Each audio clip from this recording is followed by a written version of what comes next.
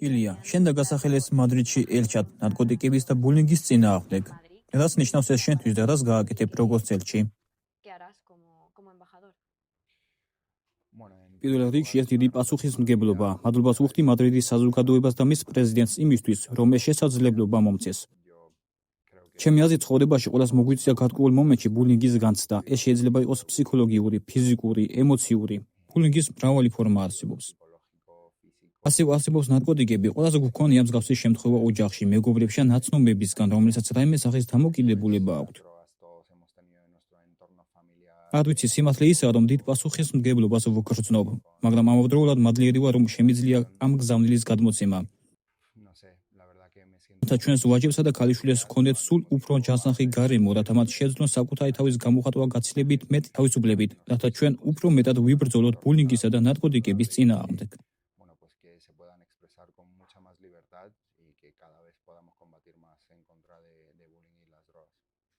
ადრე საკმაოდ ბევრი წინასწარი წარმოდგენა არსებობდა საკონტაქტო სპორტების მიმართ. მათთან ასოცირებდნენ ადამიანებს როგორც სასტიკებსა და კრიმინალებს. როგორ შეიძლება რომ ასეთი შეხედულება შეიცვალოს და მებრძოლი გახდეს ამ ყველაფრის ელჩი? ეს ცოტა რთული კითხვაა. მგონია რომ ბოროტება ყველგან არსებობს, როგორც სპორტში, ასევე ნებისმიერ სხვა სფეროში. წინასწარი წარმოდგენები ზოგჯერ ცოტა რთულია. ადამიანები შეიძლება ცოტა ცუდად აფასებდნენ რაღაცეებს. მაშინაც კი თუ სინამდვილეში ფაქტები არ აქვთ. მაგრამ ღმერთს მადლობა, ჩვენ მაინც ვცდილობთ, რომ ეს შეხედულება შევცვალოთ. ჯერ კიდევ ბევრი ესეთი ადამიანი, რომელიც ცუდ გზას ირჩევს ნებისმიერ სფეროში, სადაც კი ვიცნობთ. მაგრამ ნელ-ნელა დროთა განმავლობაში იმედია შევძლებთ ამის აღქმის შეცვლას. სხვის მაგივად გარანტიას ვერ მოგცემთ, რადგან როგორც ვთქვი, ბოროტება ყველგან არსებობს, მაგრამ საკუთარ თავზე შემიძლია გარანტიის მოცემა, რადგან ვიცი რა არის ჩემს გულში.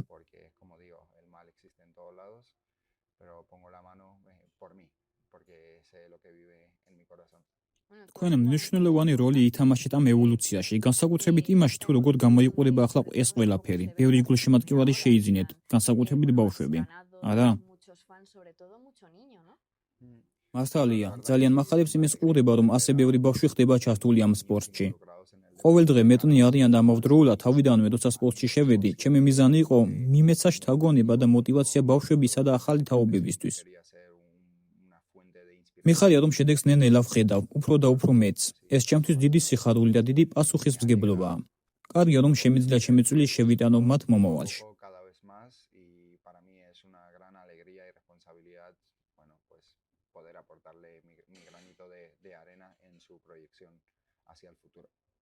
ახლა ცოტა მეტი ვისაუბროთ შენ სპორტულ ასპექტზე.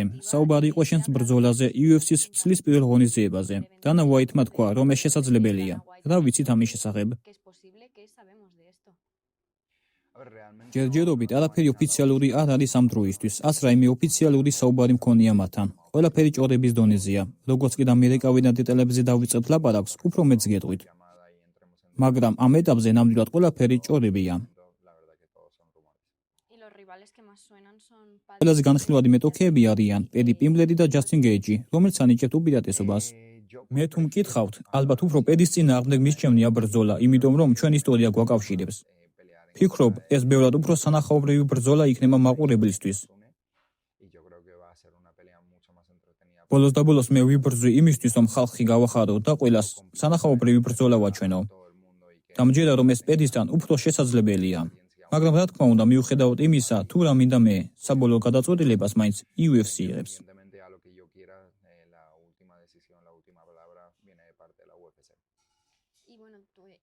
ისლამ მახაჩიევი რამდენჯერმე გამოიწვია. ის მალე ეჩხუბება ჯეკ დელა მადელინას. ნახევრად საშუალო წონის ქამისთვის. თუ მახაჩიევი წააგებს, კვლავ დაინტერესებული იქნებოდი მასთან შეხვედრით?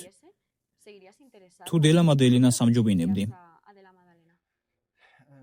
არ ვიცი, მართლა არ ვიცი. ვფიქრობ, ჩემი მიზანი იქნება ავიდე ზედაწონაში და მესამე ქამისთვის ვიბრძოლო, თუ ამის შესაძლებლობას მომცემენ. მაგრამ UFC-ში საბოლოო წინასწარ ვერაფერს იტყვი. შენი სრულიები შეიძლება ერთია, მაგრამ დღის ბოლოს კომპანიას თავისი გეგმები აქვს. ასე რომ ვნახოთ, როგორ განლაგდებიან ვარსკვლავები და რას გვიმზადებს მომავალი. ეჭვგარეშეა, რაც ყველაზე მეტად მაინტერესებს, არის უფრო და უფრო დიდი ბრძოლების ჩატარება. რათა უკეთ შევძლო ფანებისთვის სანახაობის ჩვენება.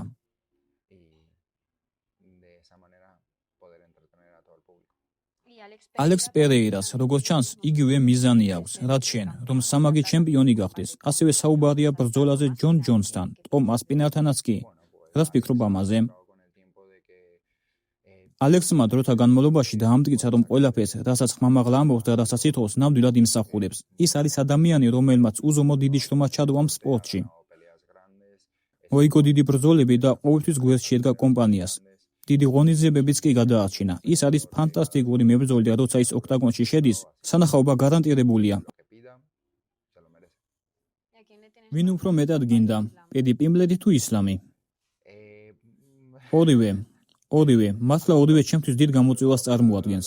ცხადია, ისლამი განსხვავებულია. ჩვენ ძალიან განსხვავებულ მასშტაბებზე ვსაუბრობთ. არა მხოლოდ მედიის, არამედ სპორტული თვალსაზრისითაც. ფიქრობ, ისლამის დამარცხება პედის დამარცხებაზე მეტს ნიშნავს, მაგრამ საბოლოო ჯამში, როგორც უკვე ვთქვი, ვისაც არ უნდა შევხვდე, ყველასთვის მზად ვარ.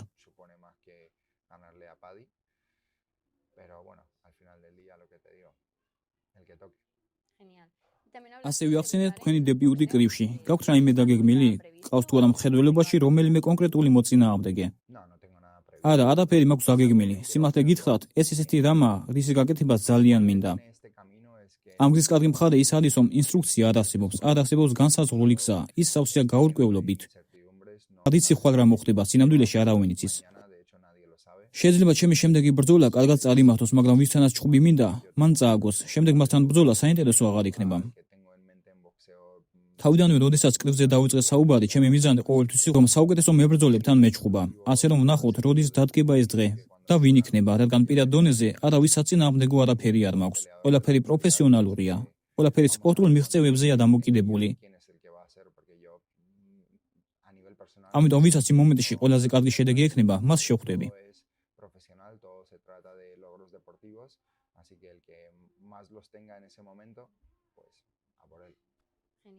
შესანიშნავია და ასე ვეთქვი, რომ შენი ოცნება იბრძოლო აქ ესპანეთში, სანტიაგო ბერნაბეუზე. როგორ მიდის საქმე? რადგან საბოლოოდ ვნახეთ, რომ ისინი თანახმანი იყვნენ. მომავალ წელს შესაძლოა Paramount-თან ახალი კონტრაქტის გამო ეს უფრო რეალური გახდეს. საკითხი გაცილებით ჩოს წავიდა, ვიდრე ხალხს წარმოუდგენია. გარკვეული ნაბიჯები უკვე გადაიდგა. გაცილებით უფრო მტკიცედ, ვიდრე გასულ წელს, რადგან იყო რაღაცები, რამაც ზიანი მიაყენა ამ კომუნიკაციას და ამ შეთანხმებას. ტელევიზიის უფლებებთან დაკავშირებული კომერციული შეთანხმების გამო. ასე რომ ჩემთვის ყველაფერი უკეთესად გამოიყურება. სურათი სულ უფრო და უფრო უმჯობესდება, ასე რომ როგორც ვამბობ, ეს რაღაც მომენტში მოხდება. მინდა რომ საქმე ახლავე დაწყებულიყო და შემეძლოს გითხრათ ზუსტი წელი, თარიღი და ვისთან ერთად იქნებოდა ეს. საბოლოო ჯამში ეს ინფორმაცია არ მაქვს. მაგრამ ყოველთვის მუშაობთ ამაზე.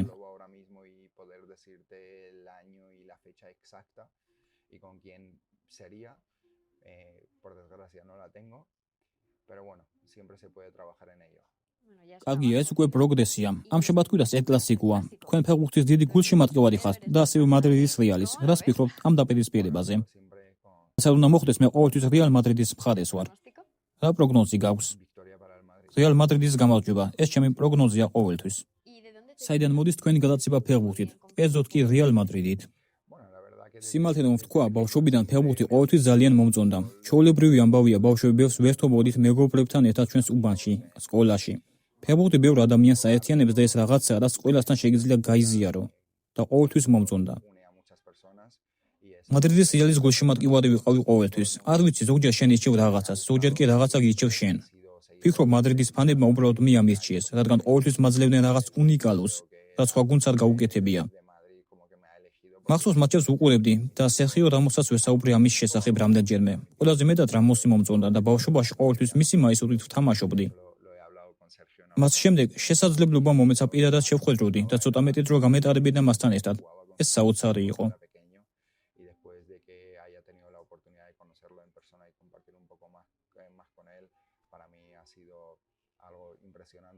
ასე რომ დიახ, ვფიქრობ, რომ მადრიდმა ჩემთვის ყოველთვის განასახიერა ის ფასეულობები, რაც ყველასთვის მნიშვნელოვანია. გზის გაგრძელების, თავის თავზე მუშაობის, რწმენის და იმის, რომ რამდენადაც რთული არ უნდა გახდეს სიტუაცია, არასოდეს უნდა დანებდე. ყოველთვის შეგიძლია სიტუაციის შეცვლა, უკეთესი შედეგის მიღება და რთული სიტუაციების მართვა. ყოველთვის ვგრძნობდი თავს ამ ფასეულებებთან ახლოს და ყოველთვის ვსურდა რომ გავაგრძელო მათი ქმედებით გამოხატვა.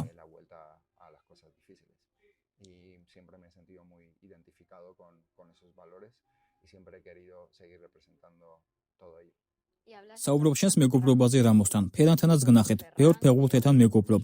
არის რაიმე მეტოქეობა, როდესაც ფეხბურთის მატჩია? არა, ვითარ შემთხვევაში. მე ყოველთვის საუკეთესოს ვუსურვებ ყველას, რადგან ვიცი რა შრომადებს თითოეული მათგანის სპორტში, მათ პროფესიაში.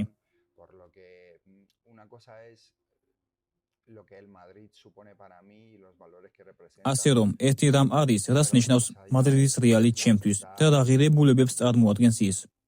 მაგრამ სულ სხვა რამ არის მეგობრობა. რომელი ფეხბურთელი იქნებოდა კარგი მებრძოლი? სერხიო რამოსი. ილია, დიდი მადლობა და იმედია მალე ვიხილავ ჩვენს მომავალ ბრძოლას.